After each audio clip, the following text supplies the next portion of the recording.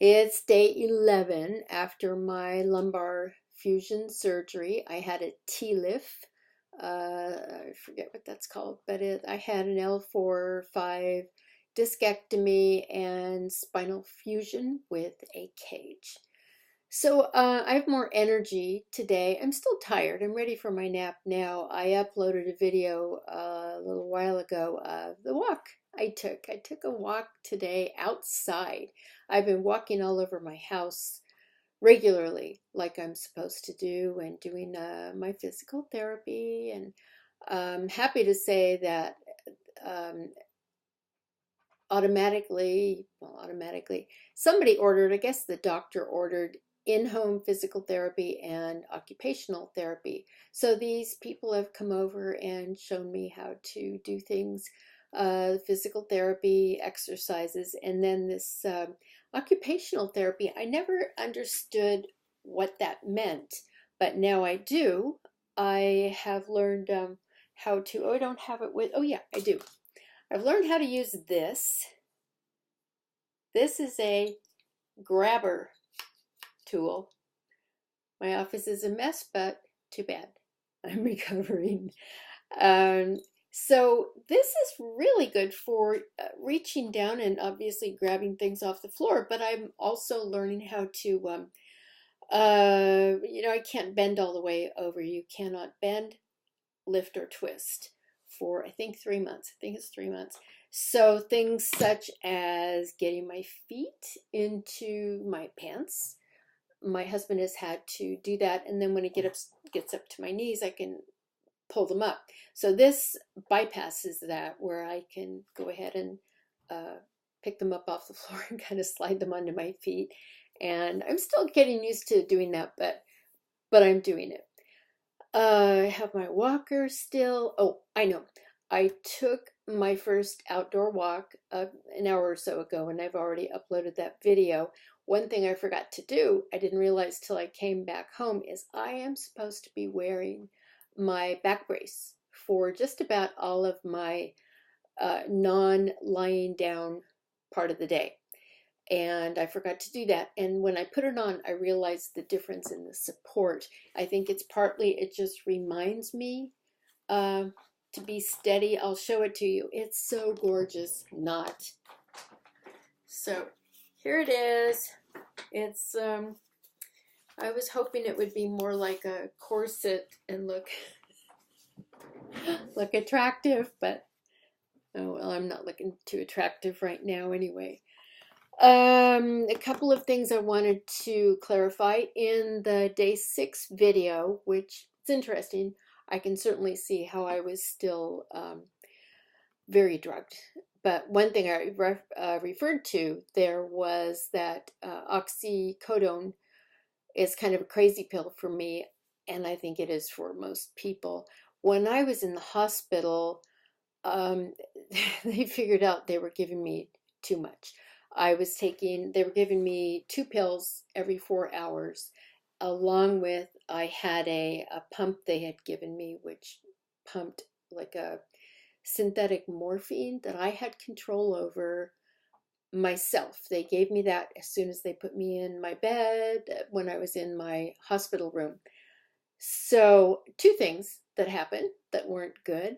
I, at 3 o'clock in the morning on the second day after my surgery, while I was in the hospital, I thought I heard a family member across the hall.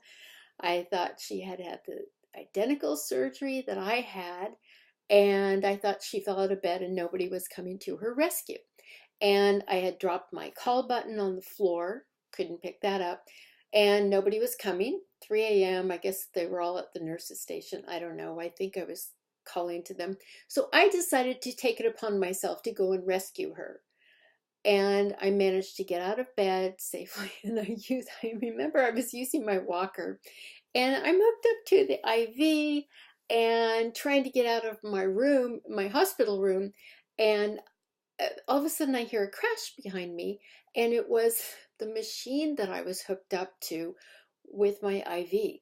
I actually pulled the machine off the where it was sitting, and it crashed on the floor. And then the next thing, the floor nurse and a couple of other nurses were there trying to help me get back into bed and telling me I can't do that kind of thing. And I kept saying, well, my cousin, my cousin. Anyways, I got back into bed, and then I found out that after that, I immediately wrote about that on Facebook. Did not remember doing that. So oxycodone is, to me, that's a creepy thing. I don't want that to happen to me.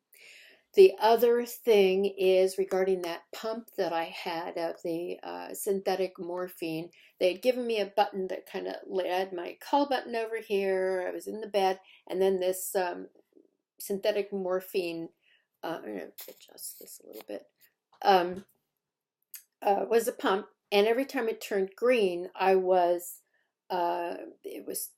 time that if I needed it, I could press that green button and get a little extra dose of this morphine. I didn't hear that they said I can if I need it. What I heard, once again, my,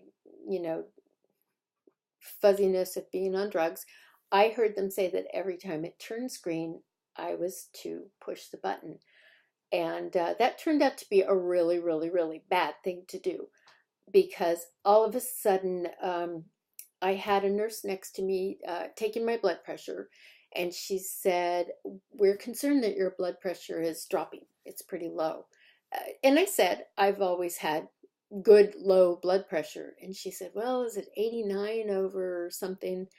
And I said, oh, no, it's not that low. And then suddenly it seemed like maybe 8 people were there around me, and they had blood pressure cuffs on both of my arms, and they were taking my blood pressure repeatedly, and somebody was reading down what the numbers were, and they kept dropping. 78 over something, 65 over something. I swear I heard them say 45 over 38 was what my blood pressure got down to. And at some point there, I remember thinking, God, am I dying? What's going on here? And they started to bring it back up steadily.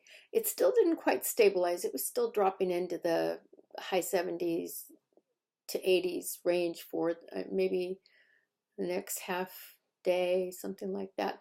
But I have signed the form and sent it off to get the hospital records, because for those 2 incidents that happened, I want to know exactly what happened and what was done, and make sure that it wasn't all in my drugged head.